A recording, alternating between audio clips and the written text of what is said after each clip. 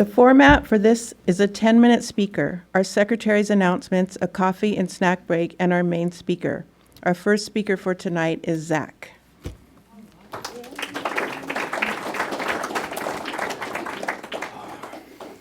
How you guys doing? My name is Zach. I'm an alcoholic. I've been sober since August 8th of 2011. I have a sponsor. His name's Evan. I got a home group. It's called the Wild Bunch. We're in Irvine, down in Orange County, so please feel free to stop by.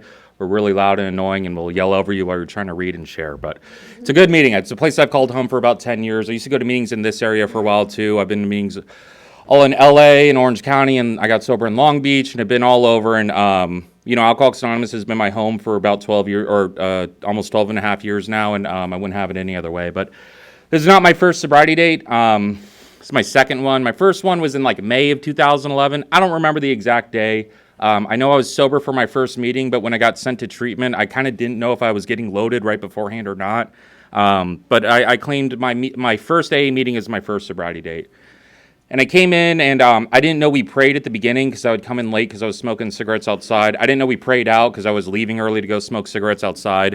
And there's this old-timer named Pat Lee who approached me, and I'd be standing outside. He's like, "Hey, kid, you going to come in and help set up the meeting?" I was like, "No." And he's like, "Well, you're not going to stay sober then." And I was like, "All right, whatever." And then I'd walk outside, and he'd poke his head out, and he's like, "Hey, kid," because, again, I was a kid. He's like, "Are you going to come in and help clean up the meeting?" I was like, "No." And he's like, "Well, you're not going to stay sober then." And I turned my nose up to these people. I thought I was too safe, too young, too whatever, and Alcoholics Anonymous is great and good for those who needed it. I just didn't need it, and if I ever did, I could come back. And so when I got drunk again, I was the only one who was surprised. I came back into the rooms, and the book calls it cunning, baffling, and powerful, and I was baffled by the fact that I got drunk again. You guys knew what was going to happen. You guys kept telling me what was going to happen. I just didn't listen. And I come back into the rooms. I was only out for a little bit. It wasn't a terrible run, but I had told myself I wasn't going to drink again, and I did. So I came back into the rooms, and that old-timer came up to me, and he got a big book. I don't have one up here. I don't know why I didn't bring it myself. But he got a big book, and he read the first paragraph out of We Agnostic, which is pretty much just, when you start, can you stop? And when you're stopped, can you stay like that? Nobody else's help. No rehab, no God, no therapy, no parents, no nothing. Just on your own, can you stay stopped? And I said, no. And he said, "Well, kid, I can't tell you're an alcoholic, but you got all the symptoms." And for the first time in my life, I said, "I think I'm an alcoholic, and I think I need some help. And do you think you could sponsor me?" And he said, "No." "No, I'm not going to sponsor you." I was like, damn, okay. And then I was in this treatment center, and there was all these panels coming in, and I was like, this dude came in, he shared this powerful message. He was young, too. I got sober at 16, by the way. I don't know if we got any other young people in here. But I'm sitting in the back of this treatment center, and these guys are coming in, and they're sharing a message of hope, and I go, damn, I want this too. And so I go up and talk to one of them afterwards, and I ask him to sponsor me. And he's like, "Dude, call me every single day at noon." And I did for 2 weeks, and he never answered the phone one time. And so I'm like, okay, these AA people say they're going to help me, but where is it? It's not happening. I keep hearing these promises from you guys. And there's this guy in my treatment center. His name is Tommy. And he's like, "Zach, come to one meeting with me in this other area. Just come to one meeting with me, and I'll tell you it's going to be different." And so I said, what do I got to lose? And I showed up to this meeting. It was, if anyone has been sober since then, it's the Marina Pacifica when it was underneath the Pier 1, when it was in a basement. It was a 7:30 young people's one. I think it's called Crack the Book. I think it's still around. And I go to this meeting, and it's a big meeting, it's a young people's meeting. And, I'm a kid. I'm sitting in this room, and this leader, I remember her name, Shia, called on me, and she said, "You look really new. Would you like to share?" And I get up in front of all you guys, and I give the most honest share I've ever given in my entire life. And it's, man, I think I need help. I've never worked the steps. I've never had a sponsor. I don't really do the God thing. I have a big book. I've never opened it. Can someone please talk to me after the meeting? And I go outside, and I have a cigarette after the meeting, and no one talks to me. Yeah, it was great. One dude talks to me, and a single guy comes up and talks to me. His name was Justin. He saved my life. And he came up and talked to me after the meeting. He said, "You're the kid who said he needed help, right?" And I'm like, "Yeah." And he's like, "Well, I'm your sponsor now." It's like, all right. I didn't know what this stuff was. I was still so confused about what Alcoholics Anonymous was. But this man stood outside, and he was talking to me about what it meant to be an alcoholic. And he said, "Have you tried Alcoholics Anonymous before?" And I was like, "Yeah, I came to a bunch of meetings." And he said, "Then you haven't tried AA." He's like, "Unless you have worked all 12 steps of Alcoholics Anonymous to the best of your ability," which means you've done your inventories, your fifth step, you've made your amends. You've tried through prayer and meditation to, reach a conscious contact with a higher power, and you've passed this on through sponsorship. Until you have done that, you have not given Alcoholics Anonymous an honest-to-God try. And I wanted to argue with him, but I was holding a newcomer chip, so I couldn't really do much. And, he asked me, he's like, do you have a conception of God? I was like, sure, I guess. My mother's a Buddhist. My mother's side of my family's Buddhist. My father's an Irish Catholic. I was raised Lutheran. I don't know why. I think it was the closest school to my house. But so there was I always believed that there was something, there was a higher power, there was something out there. I didn't have a word for it. I didn't have a name for it. Alcoholics Anonymous gave me that conscious contact. But beforehand, I just had a small amount of willingness and open-mindedness, And thank God that's all you guys asked for. That's it. And so when I talked to my sponsor and he said, you're going to start praying. And I said, to what? He said, I don't care. It's none of my business. I'm never going to ask you about it. You can keep it to yourself. You don't have to tell anyone, but you got to start. And I took that to heart, and he used to always tell me this thing. He was, Zach, what's the worst that could happen if you try to pray in the morning? You waste 30 seconds of your day. What's the worst that could happen if you call? Or what's the worst that could happen if you go to the meeting early? You waste 10 minutes, 20 minutes, maybe. And my life was saved and changed by that one guy coming up to me and talking to me at that meeting. And I did not know this at the time, though honestly, I don't think my opinion of it would have changed. I was 40 days sober when I went to that meeting. Justin had 60 days, 20 days more than me. And I was not his first sponsee. He had 4 other guys in the room. Justin was done with his steps. Some of the other guys were pretty far along.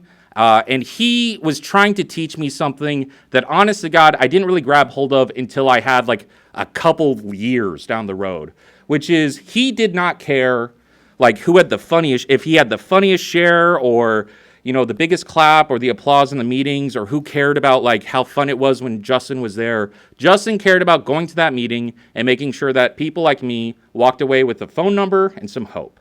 And he was trying to teach me that from the beginning. I did not listen. That was my fault. But I'm grateful that still to this day, 12 years down the road, that experience has taught me more about Alcoholics Anonymous than most of the other things I've done in Alcoholics Anonymous. I'm no longer sponsored by that guy. He ended up moving, and I got a new sponsor, and I was going to meetings up here for a little bit, and then I got another new sponsor. I'm back in Orange County for past 6 years or so at my meetings. But Alcoholics Anonymous has kind of stayed the same from that first experience. It's just one alcoholic talking to another, And if anyone here has read Dr. Bob's Last Talk, it's really important. It's 3 paragraphs. You can get through it in a minute. And he talks about how if you boil down all of Alcoholics Anonymous into 2 principles, it's love and service, and that's it. And as long as I'm carrying those things with me into my meetings, into my family life, into my work life, into any relationship I have, love and service, I truly believe I'll be safe and protected through Alcoholics Anonymous. I do a 3rd step every day. I try to do a 3rd step every day. I try to meditate every day. I try to keep this conscious contact. When I was about I think 2 years sober or something, I called this dude I was going to meetings with. I used to call him a friend. We were not friends. I did not like this guy, but he would share in meetings about a higher power. I kind of roll my eyes. Again, I had a belief, but this dude really believed, a little bit too much for me. But when I needed help, I called him, and I asked him, I talked to him about his relationship with a higher power. And I remember he told me this thing that I still think about every single day. And he said, he said that, have I had a spiritual experience as a result of these steps, or do I just share about it in meetings? I said, work the steps, have had an experience. And he was like, well, then the only thing you need to do is make sure that your relationship with the higher power is safe and protected. That's the only thing you need to worry about. That is the most important relationship in your life. And if that is taken care of, then you are taken care of. And I think about that almost every single day that I meditate. All I have to do is do these simple things that the book asks me to do. I'm reading, I read with sponsees frequently in the beginning of the book. And if we really break it down, Alcoholics Anonymous is not asking me to jump through a lot of hoops. It's asking for open-mindedness, some willingness, some humility, some asking for help, some admitting when I'm wrong, and all honest to God, that's all it's asking me to do. I go to these meetings sometimes with all these people who think they're real smart, and they say things from the podium that are this simple program for complicated people. I'm not complicated, man. I got 4 thoughts. My thoughts are, I need a drink, I don't like you, I want to leave, and screw this. Those are my only 4 thoughts. And for 12 years, I've only had those 4 thoughts, and they've all been kind of disguised as other things. My job doesn't treat me well enough. You people don't like me well enough. You guys aren't treating me with the respect I deserve. It's all those simple 4 thoughts. I got this like caveman brain that runs on like fear and defect, and that's kind of about it, you know. And so if you take, if you take the person I was, before August 8th of 2011, the kid who liked to sleep outside, who always made his parents like worried, who was constantly getting into trouble, getting arrested and all this stuff. If you take that kid, the one who was like constantly thinking about like how to end it all, and you put him in a room of Alcoholics Anonymous, and you tell him that all he really needs to do is work these 12 steps to get a sponsor, to get a connection to a higher power, to pass this message along. It's nothing short of a miracle that I end up where I am. And the last thing I kind of want to talk about is this idea of what the book describes kind of towards the end. It says, remind the new man of his blessed sobriety. And the word blessing to me means an undeserved gift. I don't deserve this stuff still. Does not matter how many people I sponsor, does not matter how many meetings I go to, or how much people like me, or how well I am nowadays. It is an undeserved gift. I do not deserve the life that I live today still, 12 years down the road. I will never get to the point where I can say with confidence that I deserve my seat in Alcoholics Anonymous. I don't. I am blessed to be here. I treat it like a blessing. I treat it with gratitude, and I understand that all it takes is just 2 weeks of me not doing this stuff. I'll give my seat up in a heartbeat. I really will. I know some people can last like months not doing it. Hey, dude, I get like 2 weeks. I get like 4 days of not doing a prayer, and I lose my mind. I start thinking about how to commit insurance fraud and shit like that, So I try to keep it close to the chest here. I try to keep it close to my heart. I go to meetings as often as I can. I meet with sponsees as often as I can. And Alcoholics Anonymous has been the center point in my life since August 8th of 2011.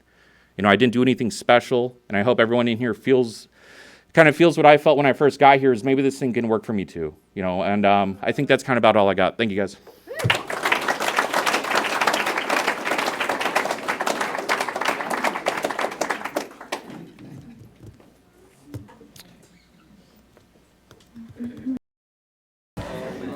Now our main speaker will share his experience, strength, and hope with us. Please join me in welcoming Fred from, there's nothing written down here, Long Beach.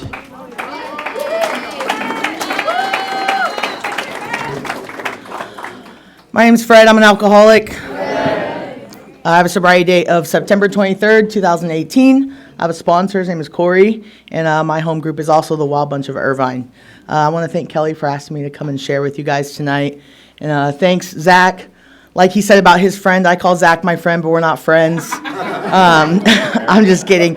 Zach's the kind of guy you don't go to for love, but I do go to him for some solution and good AA materials, But definitely don't go there if you want to feel good. But yeah, I love Alcoholics Anonymous. This program saved my life. I'm super grateful. A little over 5, maybe 6 hours ago, I probably didn't think that. It's up and down every day. If I start my day off with God, I'm usually having a pretty good day. If I don't, I'm usually like, screw this program and screw all of you guys, This is my first sobriety date. I've been around these meetings for most of my sobriety as well. I had a little bit of a dry time at the beginning. I thought that treatment would save my life, and it didn't, kind of made it worse. But like I said, I'm so thankful for this program. My job here is to tell you guys what it was like, what happened, and what happened after that, what it's like now, to give you some experience, to show you how I got some strength, and to give you some hope. And I hope that through my story, it touches even one of you guys, that, like Zach said, that you can leave here saying, maybe this will work for me too. I want to congratulate the birthday people. That's awesome. And all the newcomers and the people that didn't identify, welcome. I always thought that I was an alcoholic based on like my trauma, my upbringing. To tell you what, my mom had me when she was 13. My dad was 18, so we were off to a little rocky start in my family. And they both were addicts, alcoholics, and I was born, and we were immediately after that, we were homeless. I was in and out of the foster system. I didn't get adopted until I was 8 years old, and so I blamed that for my alcoholism my whole life, I remember thinking as a young child, seeing my mom especially use and drink, and thinking, like, I will never be like that. There's no way. I know exactly what it does to family. I will never be like that. And around 8 years old, I was adopted by these cute little old white Southern people, and they moved me to the state of Texas. And if we weren't at church, we were on our way there. I'll tell you what. We lived and breathed Jesus Cristo, and it's just what we did. And I blame that on my alcoholism. Like, Jesus made me drink, the religious trauma. I was homeschooled, I was religious, I was adopted, I was born of alcoholic parents. Like, thank God I wasn't left-handed. Like, I had nothing going for me, right? I questioned who I was from the day I can remember. I like people say, I didn't quite fit in my earth suit. I felt uncomfortable, dysregulated, anxious, just irritable all the time, even like 6, 7, 8 years old. My first suicide attempt was at 11 years old. And if that doesn't tell you that something was a little off around then, it should, And so I move in with these nice little white people. They move me to Texas. We're going to church. And they tell me, we don't drink and we don't do drugs in this family. And I was like, oh, perfect. Maybe I can make this work, I'll get married to Jesus. I get 3 hots in a cot. They're nice to me. They buy me things. I get to wear my own clothes. And they don't drink, so maybe this will work out for me. I remember around 11, 12 years old, I went out to the living room one night because I didn't feel good. My tummy hurt, and I went to go find my mom. And I walked out into the living room, and I saw my parents drinking. And I remember that my first perception of alcohol was this is something that ruins everyone's lives, right? Not to do it. Immediately from that point on, I thought this is what everyone does, but we have to keep it a secret. That's the perception that alcoholism gave me at a young age. I remember looking at my parents and being like, how could you betray our family like this? Like, you're drinking the devil's juice in this house? Like, here I am trying to break generational curses, and you guys are bringing it in, And I just didn't understand, like, why they would lie to me and then say they don't drink, but they would drink in secret. And I carried that resentment for a while, and I consider myself a late bloomer. I didn't start drinking until I was 15. You hear there's people that were like, I was 5, I was 2, I drank in my mother's womb. Like, okay, we get it. Like, you're better than us, But I was 15. I was a good person for a while. I didn't date because I was married to Jesus. I also didn't like men, so that was really easy for me. I had the gold star in purity. I was super concerned with what you thought of me, so I was an honor student. I had great grades. I played every sport because I wanted to be the best thing at everything around me. Everything I did, I was obsessed with. I used, my alcoholism definitely ran through different areas of my life, every area of my life. And I remember around 15 years old, I was like, man, my friends are kind of having a lot of fun. Like, my friends have friends, boyfriends and girlfriends, and jobs and cars, and here I am doing the Jesus thing, and this is not working out. I still hate myself and life. And I remember I met someone online, and they told me that they were 18 and that I should come over to their house, right? Now, the first red flag was that this 18-year-old owned a home. I don't know about you guys, but I don't own an '04 Honda CR-V, and I'm 30-something years old, right? And the fact that this person owned a home at 18 and asked me to come over, it was a huge red flag, right? But I am convinced to this day that my first drug of choice was what you thought of me. And if I could do anything to anyone, including myself, put myself in any situation to be loved by another human being, I just painted that red flag green and went about my way. So I rode my bike over to this young man's house, and he opened the door, and he was 18 going on about 45. And he let me in the house. Now, that was the second red flag, right? I should have said, not for me, and pedaled my way on home and went to Sunday school the next day. I didn't. I walked into this stranger's house, and he said, you want a drink? And I said, yeah. I didn't call. I didn't ask my elders. I didn't pray. I didn't open the verse up. I didn't seek help from my youth pastor. I didn't think about what it did to my previous parents. All I could think about was I wanted to be normal and loved in this situation. And so I said yes. And he said, what would you like? And I was like, surprise me, babe. Because I don't know how to drink alcohol. I don't know what I'm doing, I don't know what it's called.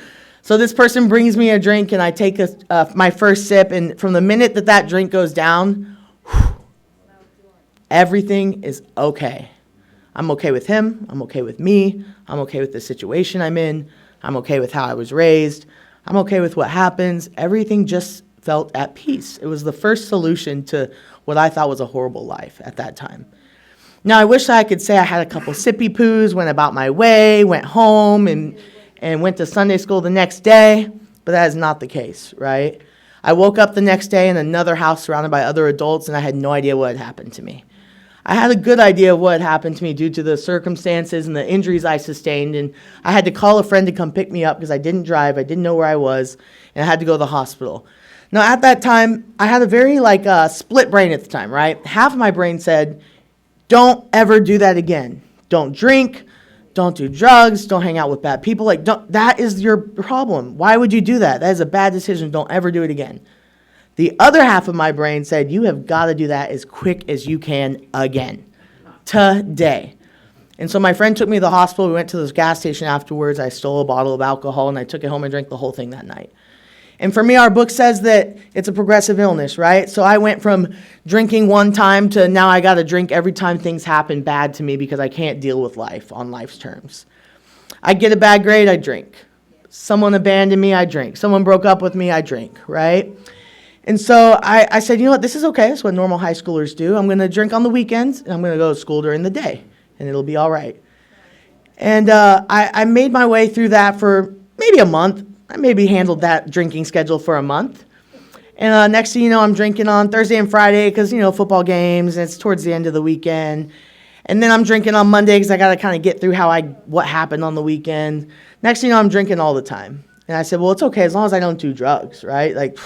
I've seen intervention. I just can't do drugs, It's fine. Everything's fine, right? And my friend was like, hey, we're going to hang out in the abandoned school bus after school. You want to come by? And again, more friends, more people that love me. I said, sure. I smoked pot for the first time. I said, well, these are cute drugs, right? These aren't like bad drugs. It's okay, right? It's God's creation. He gave us this. So next thing you know, I'm smoking pot and I'm drinking every day, and I'm like 16 years old. And I told you guys earlier I played sports, and I'm 5'2", but I played basketball growing up from 8 years old all the way till senior in high school. And I was the shortest one, and I remember I was on the varsity team, and I was a starter, and I used to get made fun of all the time for my height and my weight, right? And I'm practicing, and I'm trying to keep up with these people, and a little friend of mine met me in the locker room one day and was like, I have something that'll make you run a little faster and lose weight a little quicker. Now, she didn't say, hey, you want some meth? No, right? To me, she marked it up, she chalked it up as something that was going to help me, benefit me, right? And so again, I pushed that line over the edge a little bit more of what I said I would never do. Right? So next thing you know, I'm drinking, I'm smoking pot, and I'm doing meth because all 5'2" of me might make it in the WNBA one day, right? This is God's will for my life. I'm just following along the line of what God wants for my life. And it quickly spiraled downhill from there. I can't go to school. I never show up. I'm on the AB honor roll, but I end up having to repeat 9th and 12th grade because I don't go to school. I have a 20% attendance. Teachers don't even know my name. And I remember being a super senior and being super embarrassed, right? I'm they pull me in the office and they say, hey, if you don't graduate this year, you're 20, legally 21-year-olds can't be around children. You got to figure it out. And I'm convinced to this day they probably graduated me just because they didn't want me around their children, And it got worse and worse and worse. And I found out I wasn't going to graduate 4 days before graduation. And they said, you got to figure it out, get a GED. And at that time, I have a perception problem. Our book says that we have a hearing problem, right? I heard, we don't love you, we think you're a failure, and there's nothing we can do to help you. And I walked out with my little backpack, kicking rocks, saying, screw all of you guys, I'll figure it out on my own. What really happened was they brought me in the office. It was an intervention. They said, do you think you have a problem? We'd like to help you.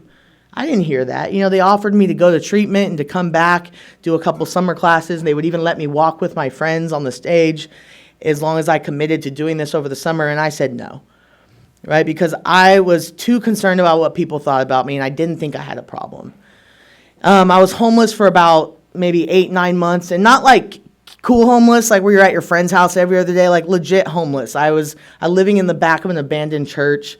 I would sneak into their daycare at their new building they built across the street and steal Pop-Tarts to eat every day, and then go back to the building and sleep the rest of the day. And I would do what I had to do to things that I will never probably talk about in a public way that I had to do to get drugs and alcohol, right?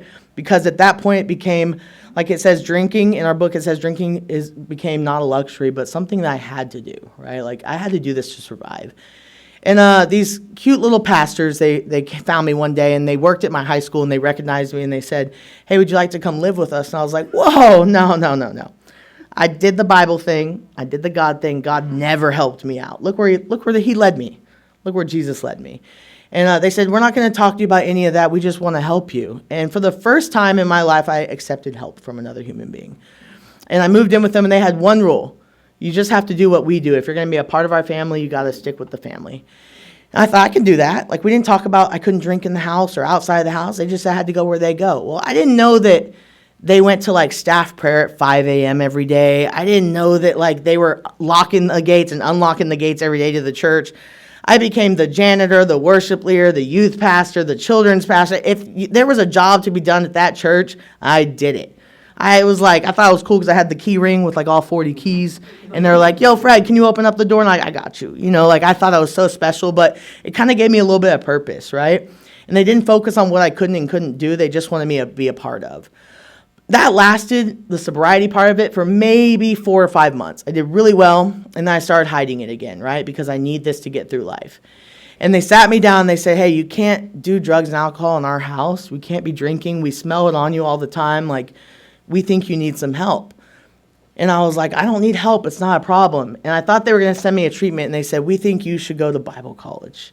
And I was like, I think that's a brilliant idea. I agree.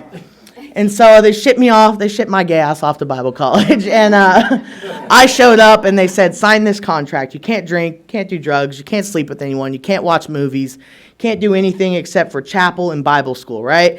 And I was like, I could do this. You know, I did this my whole life, perfectly fine. Again, that lasted maybe 1 semester. I ended up working for the school. I got licensed and ordained, and I was a pastor for a while. I was really good at speaking at a young age, and so I was good with the kids. I looked like one. I know I don't look 33, I look 12, but I've been like that my whole life. So they put me in charge of the other teenagers because I looked like one, and I would travel all over the United States doing camps and conferences, and I'd get up on stage with a microphone, and I'd say, I need a couple minutes in the green room before I go out there. And they'd lead me to this green room to tell them that I was going to pray before I go out there, right? And I would do a line and take a shot and then go out on stage and tell your kids how they could be free from the bondage of themselves and sin and drugs and alcohol. And kids would bring their drugs down to the altar. They'd set it down on the stage, and I'd be like, bring them all to the stage. Bring them on down.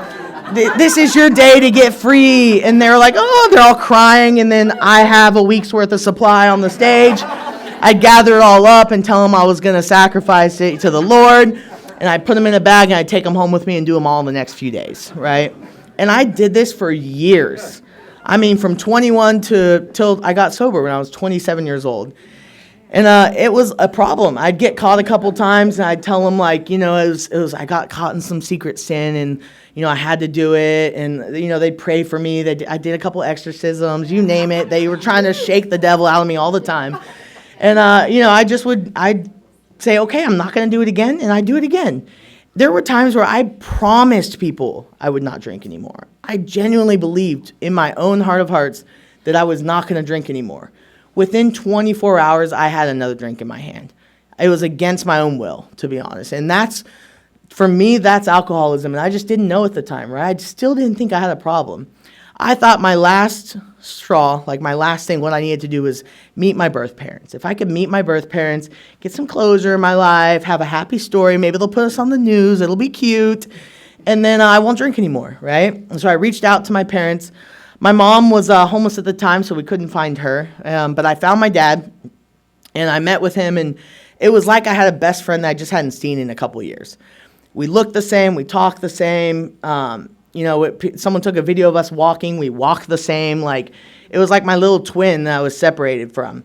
And my good sister, the one that like got married and had a couple kids and works at a church today that's never even smoked a cigarette in her life, she came with me on that trip, but she had to fly back to be with her kids.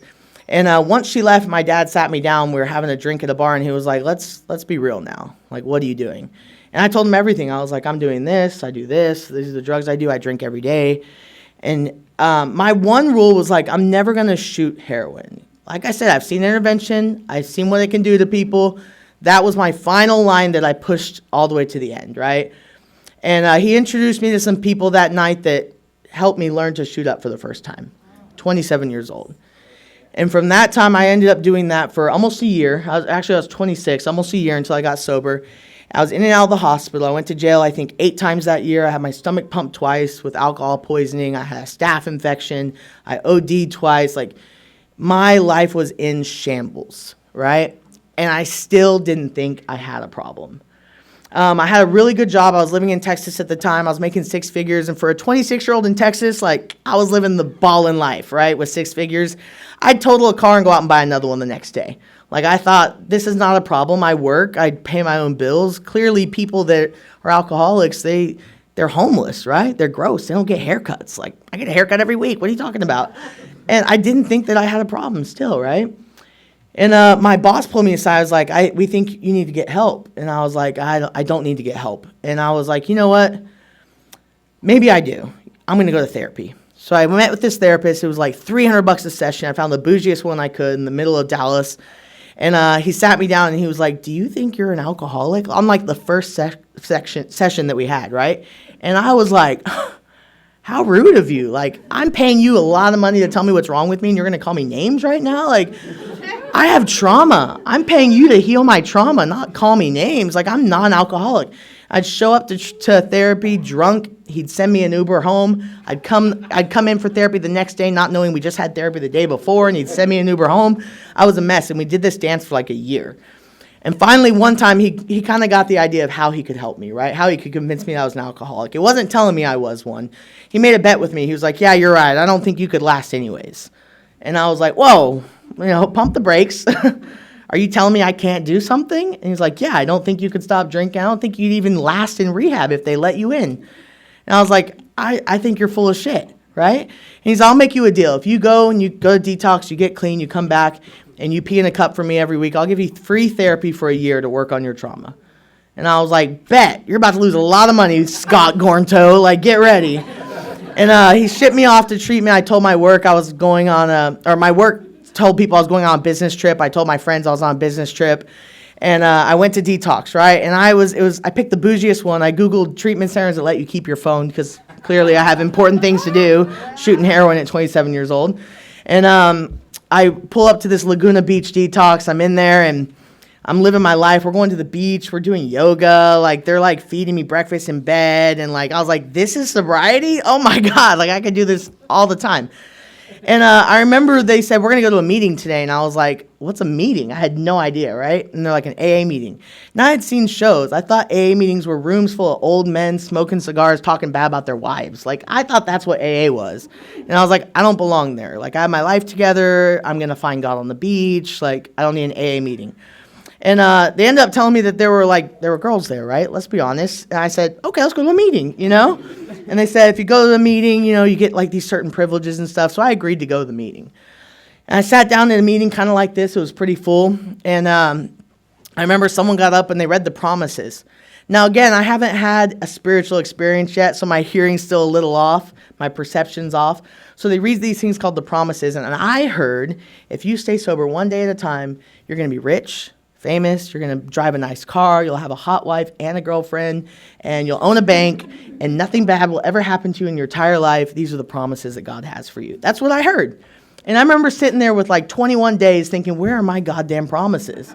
I haven't put a drink or a drug in my body for 21 days, and none of that's happened for me. And I was like, this whole room is full of like bullshit, right? You guys are all lying. I want a blood alcohol test on all of you because I think you're all drunk. There's no way you're all sober and smiling. People were trying to hug me. It was so awkward, so uncomfortable. I wanted out of there as quick as I could, right? And I went and I got to the treatment center and they said, hey, we think you probably need to do like 6 to 12 months treatment somewhere. And I was like, why? And they're like, yeah, you're right. They caught on a little quicker than my therapist. So like, we don't think you'd last anyways. Probably you're kind of hopeless. And I was like, oh, I'll go to your stupid little 6-month thing, right? So I signed up for this little PHP, IOP, I'm in a sober living, and they tell me I have to go to meetings every day. I'm like, that program doesn't work. I've never had a sponsor. I've never done a step. Never said a single prayer. And here I was telling everyone that AA doesn't work, that they're all liars and they're all drunk, right? And the only way I could leave the house and have my cell phone on me at 28 years old was if I went to these meetings and had this little card signed and come back. So I went to these dumb meetings, right? And I rolled my eyes, and I remember looking up at the wall one time, and I saw the word God up on these steps, and I was like, ugh, this is church. They're just disguising it as AA. Do they think I'm stupid? Like, I know what this is. And I went to a meeting one night, and this guy came up to me and was like, hey, someone paid for you to go to a retreat. And I was like, what's a retreat? And they're like, it's an AA retreat. And I was like, I'm not going. That sounds horrible. I'm not going. Well, they're like, well, little Miss Dawn paid for you, and you're going to go up to her and thank her, and you're going to go to the retreat, and then you're going to tell her thank you afterwards. You and your buddy. It was me and I was in a co-ed sober living. Me and my friend Greg, we were both high the whole time, right? And they were like, you're going to go. And I was like, okay, fine. So I show up to this retreat out in the mountains. And they're doing AA every day. Everyone's smiling, they're hugging, and they're crying, and it was disgusting. I wanted nothing to do with it. And I would put my little hammock up in these trees, and we'd hang out in the hammocks every day. We'd skip every meeting, every workshop. And these guys would come by, and they'd laugh at us. They'd point, and they'd be like, look at these newcomers over here hanging out in the trees. And I was like, I'm not a newcomer. I've got like 7 months. What are you talking about? And they're like, oh, yeah, that's right. You're full of shit. So he would call me half measures, and he'd call my friend full of shit. And they'd walk around, and every time they passed us, they'd be like, hey, full of shit, you come into the workshop? And I was like, not with you. And they'd walk by again. They'd be like, hey, half measures, you coming to get lunch? I was like, not with you. And one time they tricked me, and they told me that we were having a dance that night. And I walked in, and all you guys were sitting in a circle. And I was like, where's the dance? And this girl was like, oh, it's starting in an hour. Just sit down. We're about to have the dance. And they tricked me into going to this meeting. And I survived that jail sentence, right, that retreat. And we're on our way back. Some newcomer got voluntold to take us home. And we are like a mile from my sober living. I can almost taste it. We're so close, right? I just want to get away from these happy little people. And about a mile from my sober living, he gets a call, and he's like, hey, you still got half measures and full of shit in your car? And I was like, this guy, like, tell him no. And he's like, yeah, they're in the back seat right now. And he was like, turn around. I'm speaking tonight at a meeting out in LA, and I want them to be there. And I was like, please. I was about to tuck and roll out of the vehicle. Like, I did not want to go, right? We show up to this meeting like 5 minutes late, and the guy's already up there speaking. And when we walk in, there's only one seat in the very front. It's like pre-COVID era, right? So people like were practically sitting on each other's laps. And there was one seat, and they all decided to be gentlemen that night. And they all looked at me like, you're sitting up there, not us. We'll stand in the back. And it's in between like Darla and Bertha, and they're 182 years old. And they're like, right here, honey, we got this seat for you. And I'm sitting there, I'm uncomfortable, and I hear this person tell a story about how they felt uncomfortable in their skin their whole life. They didn't know who their dad was growing up. And for the first time, my ears opened a little, my mouth freaking shut for the first time. And I heard a story that I related to. I heard someone talk about how they promised themselves and other people that they would not drink and not use. And I was like, dude, I do that all the time, like all the time. And I, for once, thought maybe I am an alcoholic. And I'm start crying in the meeting, and they're passing me tissues, and I'm like snotting, and it's embarrassing, and they're all like, just keep coming back, like rubbing my shoulder. I'm like, get off of me, Darla, I'm like so uncomfortable, but so comfortable. I'm so uncomfortable with myself, but yet I feel for once like I was just a part of something else that I related to. And I left that meeting, and my house manager was like, you need to ask that person to sponsor you. And I was like, no. And he was like, for once in your life, can you just take some direction? And I asked this person to sponsor me, and I went through the steps for the first time. And after a while, I started doing the steps. I started going to meetings, and my life got better. It was a crazy thought, right? I started doing what the book outlines, right? Little things at a time. It wasn't even big things. It was like, hey, why don't you get a little honest about what really happened? I'd tell the truth, and I felt better. And they're like, hey, why don't you go shake your hand to these new people over here in the meeting, tell them how you got 9 months. I would do it, and I'd feel a little bit better. Right? And I'd always try to take my will back and start doing other things that I thought would make me feel better, and I just quickly would burn my life to the ground. And I'd start doing these things again, and my life would get better. And I did that for 2-3 years, right? But the one thing I could not grasp was the idea of God. I said, I'll do all your steps. I'll do everything. Every time it says God, I'm going to say the ocean. I don't want to hear about the word God one time. And it really caught up to me around 3 or 4 years sober. I was miserable. And I mean, like, not I'm going to drink or I'm going to use, but like I'm going to swallow a bullet tonight. Like that kind of miserable. And I remember I met with this person, and they walked me through how they came to find a power greater than themselves. And it changed my life, right? He had me write a list of all the reasons why I didn't believe in a God, in a higher power. And I was like, oh, this is easy. And it was like 6 pages long. I'm like handwriting it out. And I'm like, I don't believe because of this, because of that. Because I read it to this person afterwards. And he was like, oh my God, like, I don't believe in God either now. Like, that is mortifying. He's like, yeah, trust me, I will never ask you to believe in that. And I was like, okay, well then, okay, cool. Like, what do I believe in? He was like, well, I want you to write a list of all the things that you like who's your ride or die? And I thought about my best friend, right? He was like, what do you like about that person? I was like, oh man, he's loyal. Like, even if I get in trouble, he's always there to kind of help me. And like, I know he's going to tell me the truth. And I wrote this whole list about what my best friend does. And he had me write best friend at the top, and I scratched it out and I wrote God. And he was like, that to me sounds like a God you could do some business with. And I was like, okay, kind of weird, but it worked on me, right? I'm like Zach, I'm a little dumb. So like, I thought it was a cute metaphor.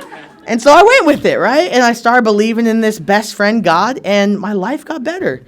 Right? I'd start praying, and I was like, I don't want to pray. Like, I don't want to start shaking. And they're like, that's your old idea of God. Like, just pray. You don't have to shake and bake and do all the weird stuff. And I was like, okay. And they're like, how do you call your friend? And I was like, well, I call him. I'm like, hey, dude, what's up? This is what's going on today. What should I do? And he's like, okay, well, talk to your best friend God like that. And I'd be in my car, and I'd be like, hey, God, what's up? Like, so embarrassed, right? Like, I hope no one sees me right now doing this. But, like, over time, it would get better, right? And like I said, my life would get better. I'd always find myself in these situations.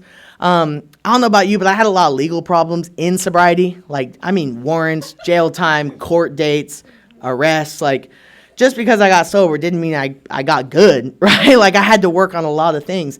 And I would go to court, and I'd be terrified that I was going to go to jail that day. And my sponsor would remind me, like, you forgot one thing. And I'd be like, what? And he'd be like, you forgot to take God with you. Like, what if God helps you out with the situation? And I'd pray to God, and I'd leave, and I'd somehow get off on, like, having to do something. And I'd be like, oh, my God, it worked, right? And I started doing these steps. I started falling in love with AA. And right around this time, COVID hit. And, like, I'm loving AA. I'm like the AA nerd that's like, hey, you want to go to the meeting? I'll pick you up. I'll pick you up. You get a ride. You get a ride. Like, we're all going. We're going to fellowship afterwards. And I'm picking up all the newcomers. I'm feeling great about myself. And COVID hits. And again, I'm like, thanks, man. I'm like, I'm going to kill myself. You know, I'm so sad. And my sponsor's like, why don't you start working on those amends you never did? And I was like, I just don't really have, like, time, you know? I don't have the time. I don't have the money. And they don't want to talk to me. And he was like, okay, and COVID hits, and I lose my job, and I'm like, dude, I'm so bored. I'm stuck at home. I'm so bored. And he's like, sounds like you got a little bit of time. Why don't you start working on those amends you got to make? And I was like, no, man, like, I don't got money for that. They don't want to talk to me. And so my girlfriend and I at the time found out that we get these things called stimulus checks, and we're going to take a vacation to Mexico. And I'm like, it's romantic, it's sobriety. Like, these are the promises God has for me. And I call my sponsor all excited because I'm about to book a flight to Mexico in sobriety for the first time. And he's like, or you could spend all that money on these amends you need to make. And I was like, I mean, I guess I do have a little time and a little bit of money. I was like, but they don't want to talk to me, so it's not going to work out. He said, if you call one person on that list and they don't answer, you do your own thing, because clearly you know better, and hung up on me. And I was like, fine, like, I'll show you. So I picked the lady that, like, I had a restraining order against me with, and told me never to talk to her kids, her husband ever again, and block my number. And I was like, I'm going to call her. She won't answer. And I call this lady up, and on the first ring, she says, hello. And I was like, shocked, stunned, right? I was like, hey, Nicole. Her name is Nicole. I was like, this is my name was Christina. This is Christina. She goes, I know who you are. And I was like, I'm so sorry to call you. And she was like, what can I do? And she was actually kind of nice. Thought I was being set up. I was like, please don't call the police. I know I'm not supposed to be talking to you, but I'm kind of sober now. I mean, I'm really sober now, like, not kind of like I used to be. And I've done some wrongs, and I'd like to meet up with you. If I happen to be in Texas pretty soon, would you be willing to? And she said, I would like that. And so I called my sponsor back, shocked, and he just kind of laughed at the time. He was like, sounds like you're going to make that flight to Texas. And I was like, damn it. Like, yeah, I didn't want to do this. I want to go to Mexico. But I just kept doing what I was asked to do, because every time I took their suggestions, my life got better. Every time I, like, sprinkled a little bit of my own suggestion in there, my life went to shit, like, quick. And I would be like, okay, I'm going to go to Texas. Maybe I can go to Mexico for 3 days. Like, I would try to maneuver things and manipulate things all the time. But if I just followed these simple little things they asked me to do, my life got great.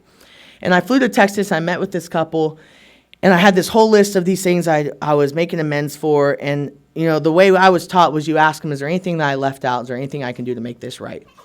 And she said, you forgot about one thing. When you left, our children were devastated. I was their nanny at the time. I lived with them. And they said we didn't know how to tell them that you were an alcoholic. They were too young to understand something like that. So we told them that you were sick. And every night for months, one of our 3 kids would wake up in the middle of the night and come to our bedroom, wake us up and say, can we pray for Nanny Nina because she's still sick, that God would heal her? And they would do that for months. They would ask about me. They'd ask if they could call and pray for me because I was sick. And for once in my life, I was fully aware of the harm that I had caused other people. Because I had used that excuse of like I had a horrible childhood and everyone left me for 28 years. That was why I had to drink. I would never do that to a kid. And here I was doing to a kid the exact same thing that had been done to me. And I said, is there anything I can do to make this right? And I thought she would say, stay away from us. Just leave us alone. We're better without you. And she said, can you get in our car with us right now and come home and see the kids? And I was like, what? Like, you want me around your kids? And I walked into their house that day, and their oldest was 12 at the time. I think when I left, she was like 6. Her oldest started bawling, crying, so happy. Like, oh, my God, we heard you were sick. Like, are you better now? And her parents were like, yeah, she's better now. And I made amends to that family, and now those kids are like my best friends. They call me when mom won't give them money. They FaceTime me all the time. I go to take pictures at their prom. I go to Christmas every year. I stay with them to celebrate holidays. And that's the promises that I've gotten from this program. And I'll end with this. I think I have a couple minutes. I recently, this past year, had a lot of change in my life, right? So I'm like almost 5 years sober. I changed my sponsor, my home group, and I had an idea of God, right? But I just kind of thought, like, once again, this program doesn't work for everyone. I'm a special case, right? I've got that snowflake syndrome, like, my whole life. And I get a new sponsor. I do a new home group. I start working the steps again. And I was like, I just don't feel, like, close to God. And my new sponsor was like, well, why don't you start praying for, like, ways for God to show you, like, to have faith, right? And ways that you can be of service. So I start praying for this. And a couple days later, my dog, I rescued a dog at the time. My dog gets put down because he bit 2 of my fingers off almost, and gets taken away from me and gets put down. And then 2 days after that, I get a call that my brother shot and killed himself. And I've lost my dog and one of my brothers to this disease. He was also an alcoholic. And I'm like, God, I asked for ways to show that you're faithful, not ways to fucking hate you. Like, I don't understand what's going on. And I'm trying to stay loyal to the program. I'm showing up. I'm calling my sponsor. I'm crying. And he's like, you got to be of service to others. I know it's hard, but that's the only way. And I was like, I don't see God in any of this and how he could use any of this, right? 2 weeks pass by. I get a call that my mom passed away. And here I am. I'm 5 years sober at the time. I've lost my dog. I've lost my brother. I've lost my mom, all within 2 to 3 weeks. And I am crushed. Right? I never got to meet my mom. The last time I saw her, I was 8 years old. She didn't show up to the court date to sign the papers for our adoption. She never showed up to a visitation. I never saw her again. And I had an amends to make to her too, and I just kind of put it off because I was uncomfortable with it, right?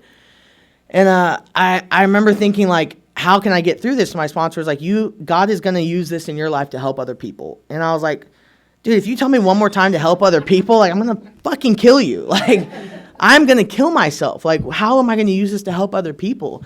And that week I show up in my home group and they asked me to share because they know something's going on. I get there, I just like ugly cry. I don't get any words out. And they're all like, yay, afterwards. And it's embarrassing. And like, if you know anything about our home group too, like they will say something to your face from the podium if they don't like it, And so I'm like, sorry guys, I might cry. And they're like, you won't, and I'm like up there crying about my mom. And I get down from the podium and this newcomer gets up there. He just celebrated a year last week. He gets up there and he's like, hey, my mom has a couple days to live. She's about to die, and I don't think I'm going to be able to stay sober through this. Like, she's dying because her liver's failing because of alcoholism. And my sponsor was like, you need to get that guy your number, and you are going to be able to help him stay sober through this. And I was like, how? And that guy and I would talk every day for like 2 weeks. I would talk about things about my mom, and he would talk about his mom, and his mom passed away, and that guy stayed sober. He just celebrated 1 year last week. And it was that experience where I truly realized, like, that's the promises that this program offers us, right? I was able to get through this past year losing my brother, my mom, my dog, my car. That was also a big one. Like, my job, like, you name it, I lost it. But I didn't have to lose my sobriety or my life over it. And I did little tiny things, right? The book says In the We Agnostic, my favorite chapter, it says, if we begin to have a perception of our own understanding of some higher power, have a certain attitude towards that higher power, and do a few simple things, our life will change drastically. And that's one of my favorite parts in the book. It's right before it talks about a spiritual experience. And a spiritual experience I used to think was levitating. I used to think it was passing out in God's name. I used to think it was a dove flying by when I asked God to send me a sign. Like, that's not it. The spiritual experience says that we have a profound reaction and we have a profound change in our reaction to life. That's all it is. Back in the day, I'd lose a friend and I'd get drunk. Back in the day, I'd lose a dog, I'd get high. Back in the day, I'd feel uncomfortable and I'd get drunk. Those are the types of things that happened for me, right? But at 5 years sober, I lose my mom and my dog and my brother. I don't have to get drunk. I have a profound difference in my reaction to life because life is going to happen. We're going to lose jobs. We're going to lose people. We're going to lose friends. That's life. Life is really lifey sometimes. But I had a very drastic change in my reaction to it. My reaction to it was to call my sponsor, ask what I should do. He said, be of service, and I start helping another person through it. And now today, I'm not perfect. Ask Zach. He loves to tell me how much of a piece of shit I can be, right? You need friends like that sometimes, though. But I show up for my home group, right? I try, when he reminds me to talk to other people, I try to talk to the newcomer. I sponsor other men and women. I try to be where I say I'm going to be on time. Little things like that, right? And over the last 5, almost 6 years, I've seen my life change drastically. I'm not a millionaire. I don't have a hot wife and a hot girlfriend. I don't have 2 cars. My 1 car is surviving barely. But what I do have is friends that can trust me and I can trust them. I do know that people trust me with their children these days. I do know that people know that in January, I will be home with them for a week and I will be sober. And for me, that's the promises of this program. So if you're new, you're old, you've been here in and out 100 times, maybe this is your first time, you have no idea what the hell any of us are talking about, just stick around and start taking a couple suggestions. Find a God of your own understanding, and your life too will change drastically. That's all I got. Thanks.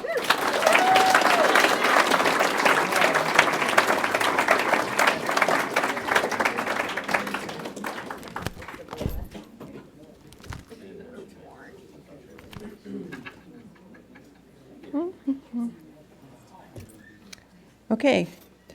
I would like to thank our speakers, Zach and Fred.